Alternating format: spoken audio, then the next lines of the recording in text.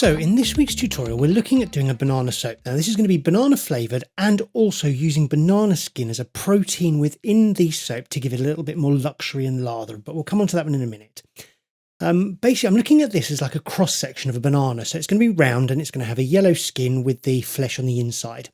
And what you need to do first of all is create that skin, which is what we're doing here. Now in this little jug, I've got enough oil to create a 1/2 centimetre layer in the base of my slab mould. And then what we're going to do is we're going to let that saponify, but not completely solidify. So I've got a little bit of bend in it, but you'll see that one again in a little while. So in my oil here, I've just added some lye solution that I've got made up from my master batch. I'm not fragrancing this one because I do need it to stay a little bit fluid whilst I just play around with it. And I also don't want to risk any discoloration within the yellow, turning it into an odd colour. So this is not going to have any fragrance oil in it, but the other sections are going to have some fragrance oil in. So I've just brought this up to a trace. So it's still going to be relatively thin. As you can see there, it's pourable. And I'm going to separate it out into two colours. I've got a brown colour, which is going to kind of represent the kind of brown dots and marks through the skin of the banana. And then I've got a nice kind of deep yellow. And that's a mixture of a couple of colours.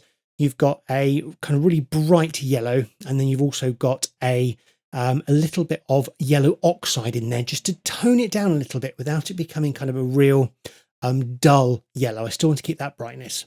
For the brown colour, I'm actually using cocoa powder. Cocoa powder is a wonderful ingredient within soap. You do get that chocolate flavour off of it, but it does dull down through the saponification process. But it also gives you this wonderful kind of brown colour, which is, I don't think you can repeat it with any other coloured oils. And my other thing with the cocoa butter, with the cocoa powder, not butter, cocoa powder, is that you can actually get a little bit of exfoliation from it as well. So that's really good. So as you can see here, I've got my really nice bright yellow colour, and I'm going to add as much of that yellow in as I can. And also I've got that brown colour for the striation through the skin of the soap, of the banana. So as you can see here, I tried initially painting this on, but I wasn't really happy with how it looked, and it wasn't kind of going in as thickly as I expected it to, or as I wanted it to really. So what I've done here is kind of taken that away, and I'm basically going to do like a little kind of a pour in of the brown, then some of the yellow, and then maybe put some of the brown in a little bit later. As you can see there, really not happy with it. So I'm going to just take that bit out, and then we're going to go this kind of semi-drop swirl affair and just see kind of what we get. If I was going to do it again, I'd probably splatter it in and give it a lot more dotting and stuff, but this was a little bit too linear within the bottom here. But hey, we live and learn, and we just kind of try these things out, don't we? So again, we've got quite a fluid batter here, and what I want to try and do is just kind of mix those two without really kind of mixing them thoroughly, but just giving it that kind of banana skin striation.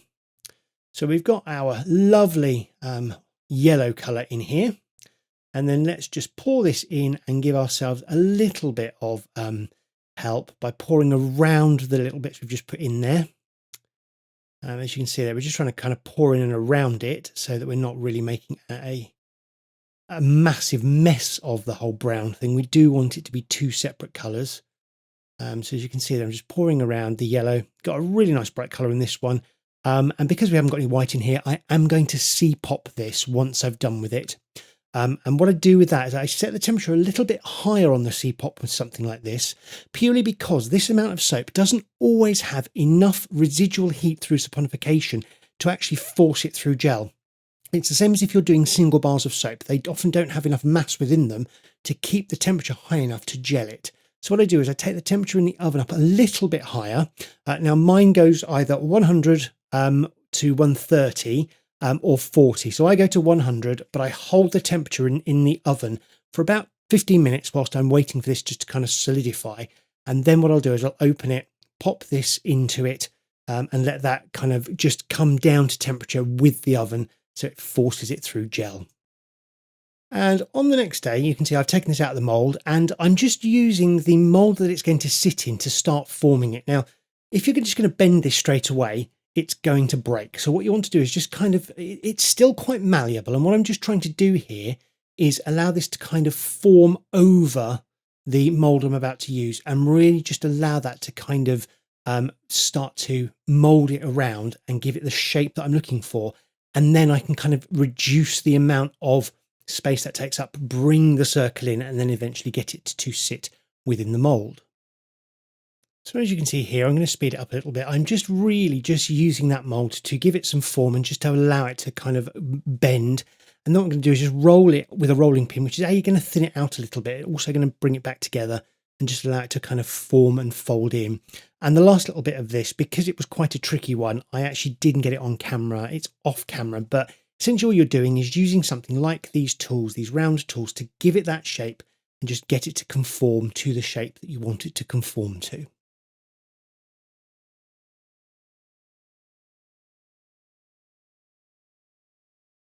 Now we're going to move on to the main part of the soap, and this is really just going to use a normal lye solution, and I'm just topping up my lye on the scales here.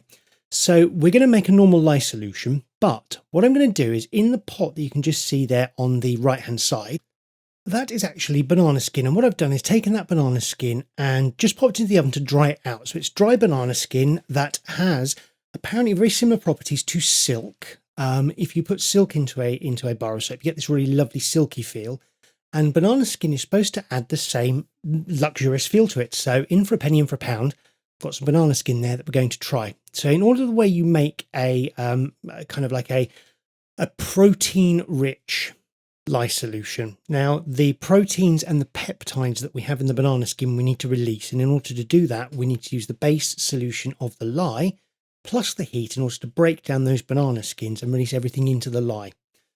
Once it's then broken down and you have those peptides and proteins released into the lye, you are going to have some additional kind of floaties left over, which will be the things that just haven't been broken down by the lye solution, or you've reached a saturation point of those proteins within the lye solution and nothing more will come out of it.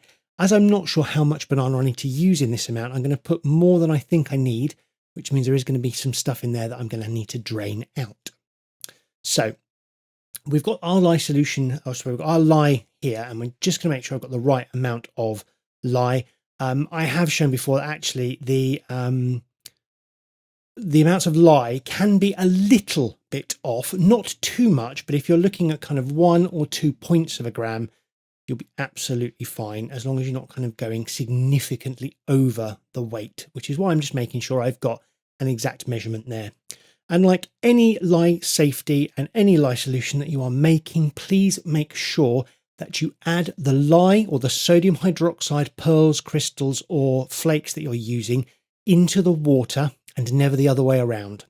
By adding the water to the lye solution, you will not get a good mix, and you also risk the volcanoing of that amount. Now, I'm working with small amounts here. Any volcanoing that happens, I wouldn't be particularly scared of it. I could mop up quite quickly. If you're dealing in large batches and you're doing big batches of soap and that volcanoing happens, that is when the danger occurs, more so than when you're dealing with it here in small proportions.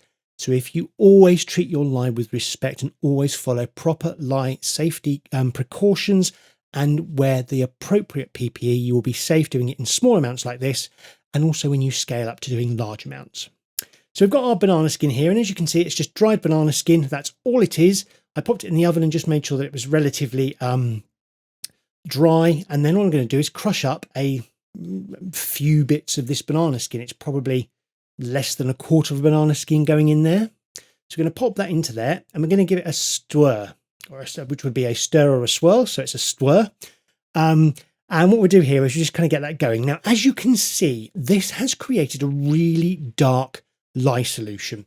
And one of the things you'll find is that adding protein, be they either animal fibers like wool or silk or things like that, or plant fibers like banana or corn silk or anything like that, you are going to risk your lye solution becoming an odd colour. Now, in my experience, and this is purely my experience, that colour tends, and I'm going to tentatively say tends, to dissipate after saponification. So it just seems to be a thing that will darken your soap down initially, but your soaps will bounce back. Now, I'm fairly confident this is going to bounce back, but to give myself a bit of a fighting chance, I am going to add some titanium dioxide into my mix, just to try and counteract some of that darkness, and we'll see where we get.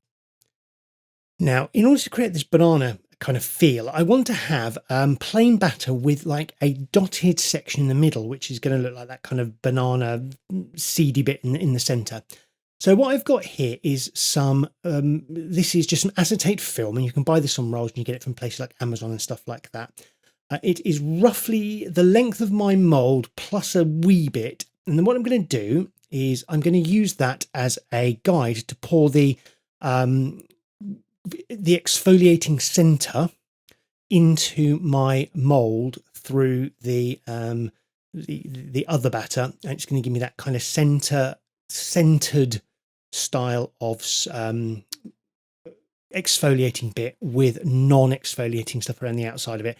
And my exfoliator that I'm using is just some coffee grinds. So banana and coffee works quite well. There's a little bit of chocolate in there, so it's kind of a nice kind of foodie style without being foodie. And obviously within the UK we cannot represent foodstuffs as soap. So the reason that this soap does not look exactly like a ring of banana is because we can't do that in the UK. It is not allowed to have soaps that resemble food in any way, and therefore we have to kind of use our imagination on this one. But the inspiration is there, and hopefully you'll see that. So we're back with our main batch of soap. So this is just an underneath the full batch I would make, because I've obviously made the external piece, and I'm straining my lye solution. Now look at how dark that solution has become. So that's extracted as much of that kind of protein and peptides from the banana skin that we can possibly get. So you can see that's really kind of taken all of that really dark stuff out. And it does look a real worry at this time, but you'll see from obviously from the thumbnail and from the beginning of the video that this really lightens up afterwards. But just to the left there, I do have my titanium dioxide, which is mixed with a little oil. My titanium dioxide is both oil and water soluble. So I've mixed that with a little bit of oil, so I'm not adding any additional water into this. And squeezing out my banana skin there, just to make sure that everything is out of that, and that I've got the maximum amount of lye out, because obviously I don't want to change the nature of this soap particularly. We'll give it a quick stir just to get everything going, and look at how really deep and dark that soap has become. But that's fine. I do know that this is going to lighten somewhat. I don't know how much it's going to lighten, but it is going to lighten. The one thing I didn't try was fresh banana skin. This was obviously the dried stuff, and I don't know if the fresh stuff would be better, whether it would keep a lighter lye solution or anything like that. But you can see this is really kind of coffee coloured, and did worry me at this point, thinking, will this really bounce back? But it does. What I'm going to do is use some fresh banana peel, and then I'm going to freeze some as well, and see whether we get any difference in any of those. But for the purpose of this one, and if you wanted to keep the banana skin without it going off, drying it's a really good way. And also you can see here how that then affects the soap and how it bounces back. So we've got our soap there, and it's come to trace quite nicely. Now the fragrance oil I'm using in this is from Sell the Smells, and it's banana. I think it's called Banana Type or Banana something or other. And it's a really nice kind of yellow foam banana smell. It's really nice if you like that smell. If you don't, you're going to hate it. And this is really, I think, a polarizing smell. So you can see there, I've put a relatively good amount of titanium dioxide in this, and it's brought it to this kind of coffee color. I'm happy with that, and if it stays at that, it stays at that. If it gets lighter, then happy days, and we are all good. So I'm just stirring that through, and I do like to use a pre-dispersed color, be it a mica or a titanium dioxide, or even a oxide like a yellow oxide or a red oxide. I do like to pre-disperse those, just because it does make dispersing them into the batter afterwards a lot easier. So what I'm going to do here is pull off some of the batter. I just need a little bit, because it's only going to fill that column up, and then I'm going to pull the column out itself. I'm just going to pour some of this off and then add my exfoliating factor, which is some coffee grinds. Now you could use poppy seeds, and you could use anything like that. What I find with poppy seeds, and being a hirsute man, is often the poppy seeds will stick into the fur, whereas the coffee grinds like this won't, and they'll just wash away, and they're a perfectly good exfoliation. I find them quite soft. The way I deal with my coffee grinds is we have a nice coffee machine which grinds them all up into a quite fine espresso roast, in with our fragrance oil there, and this does make it set up a little bit quicker, but not too bad. So anyway, take my coffee grinds from the coffee machine, lay them out on a sheet, dry them out in the oven for about an hour at a really low temperature until they are really nice and dry. Pack them up in my little pot here and they will last forever, pretty much, dried, and they'll be great to just pop into things where you want that little bit of exfoliation. As you can see there, get a nice kind of contrast between the two batters without kind of adding any additional colour into things like that. So I've put my batter in with the exfoliant, and then I've also put my fragrance oil into the main batter. And we're kind of winging this one. We're going to see what happens. It does thicken up a little bit, but as you'll see, not thick enough, quick enough for the vertical mould I've got. Now, the mould I actually got from AliExpress. Takes a little while to get here, but a really well-made mould. I just need to actually seal it a little bit better, as you'll see in a moment. So there we have my column. I'm going to pour the exfoliating section down the middle of that, and then I'm going to pour the other batter down the outside. Now what I've done at this point is I've taken it off and been rolling it around. I've lost the seal around the bottom of the soap there. Apologies for the head in the way. And as you'll see here now, the first bit goes in really nicely, and I think, oh, let's get the other stuff in the bottom because it's starting to flow out a little bit, which is fine. And as I pour this one in, you can see it tipping and tilting there. And if you watch at the bottom now, it's going to start running out. So what I did is just popped my hand on the top and then clamped it back down again. Okay. As you can see, it's not running out there because I've not lifted it. So it seems fine now, but we're going to run the best of that back in there. We're going to pull the middle out quite quickly. Pop that into there. So we fill it up. And then if we pull the middle section out by holding it down, and then in order to just seal that, I popped a heavy weight on the top of it, and that seemed to work. And as you can see, it's not just you that's going to make mistakes. We all make mistakes, we all make messes, and it's part of the fun. But anyway, here we go with the unmoulding. So this mould actually comes with this lovely little pusher that you can just use to very gently push the soap out of the mould, and you can see that's kind of come up the sides and stuff. It doesn't matter. We're just enjoying a bit of soaping fun here, and the mess is all part of the game. As you can see there, I'm just pushing that out really slowly, and I love this kind of pusher in it because it just makes life a little bit easier to get the soap out of the mould. So that's how that soap mould unmolds, and it's really easy. And on with the final part of this soap, which is the cutting of the soap, and I'm going to cut this using my single bar cutter. It's seen some work, this one, and it's broken and it's repaired with duct tape, but I do love it, and it's a wonderful piece of kit to have. And if you don't have one, I would really recommend getting a single bar cutter before you get a multi-bar cutter, because they are absolutely wonderful. And let's take our first slice out here, and there we go. There's my banana soap. Got a little bit of discoloration on that top edge, but it's kind of inspired by a banana rather than being a banana. So we've got the kind of colours and stuff in there. Smells absolutely wonderful. This particular fragrance holds up really well in the soap, and you get that real hit of banana. And again, as I say, if you like the banana smell, it's great. And if you don't like the banana smell, well, you're not going to enjoy this soap. But that's my banana soap cut on the single bar cutter. Now, there is a little trick here that I'm going to show you once I've just taken the end off of this. Because I didn't quite get my outside right, there is a V-shaped wedge running down the edge of some of the bars. Now, because soap stays quite soft when you have got it out of the mould like this, what you can do is where you have this kind of V-shaped groove happening, and I'm just going to kind of scrape a little bit off here just to kind of neaten these up. And what I'm going to do is where you'll see on the next soap, there's a V-shaped groove where I didn't quite get the edges to kind of come together in a nice neat shape, just there. What I'm going to do is just take some of the soap from the ends, the yellow soap, I'm going to mould it together, and then I'm just going to push it into that groove and smooth it out with my fingers, which will hide that groove, smooth it right down, and it will be absolutely brilliant, and you'll never know that there was a gap there in the first place. That is our banana soap in all its glory. As you can see, that did lighten considerably since the lye solution was so dark, and we've got a really nice soap out of it. So soapsters, if you have enjoyed this video, please give it a like, and if you haven't already, please think about subscribing to the channel. It really helps me grow and it allows me to make more tutorials and videos for all of you out there. When you subscribe, don't forget, if you want to be notified when new videos are uploaded, click the bell icon. And thanks a lot for joining me. Have a good one and happy soaping.